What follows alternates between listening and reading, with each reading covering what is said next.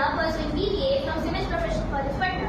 And today we are going to discuss a topic that is vital to every successful business, that is demand forecasting.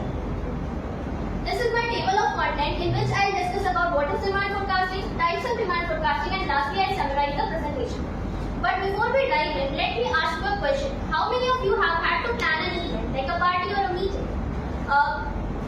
You need to know how many people could attend, right? Think of demand forecasting as a similar process in which businesses need to predict the customer demand and to ensure that they have the right product at the right time. So first of all, we will start with the definition of demand forecasting. Demand forecasting is the process of predicting future demand for products or services based on past data and present circumstances. Accurate for demand forecasting enables projects and event managers to make informed decisions, allocate resources efficiently, and to minimize risk. Next one, we move on to the types of demand forecasting. There are 7 types of demand forecasting. First one is active demand forecasting, second is passive demand forecasting, third is macro level demand forecasting, fourth is micro level demand forecasting, fifth is short term demand forecasting, and sixth is medium term demand forecasting, and last one is long term demand forecasting. Let's discuss in brief about one by one. First one is active demand forecasting. Active demand forecasting takes into account external factors such as market conditions, economic conditions, and planned marketing efforts to predict future demand. It is ideal for new products or dynamic markets.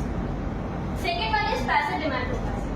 This demand relies on historical sales data and without making any changes or any adjustments. It is suitable for stable markets.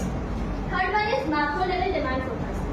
It focuses on the overall market demand or demand across the entire industry. Fourth one is micro level demand forecasting. It focuses on the demand for a specific product or the product within a specific segment or a specific company. For example, let's say a smartphone manufacturer need to forecast the latest models in different regions.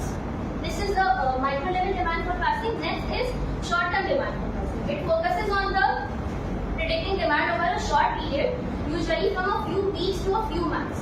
It covers day-to-day planning and inventory management. Next is medium term demand forecasting.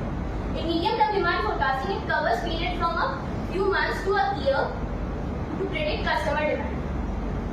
And last is long-term demand forecasting.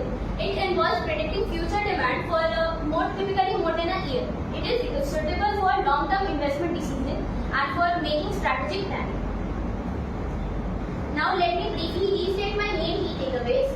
Demand forecasting is the critical component of the effective business strategy and operation. By understanding and applying different approaches of demand forecasting, businesses can make informed decisions, optimize resources, and stay ahead of market trends. That's all about today. Thank you for my time.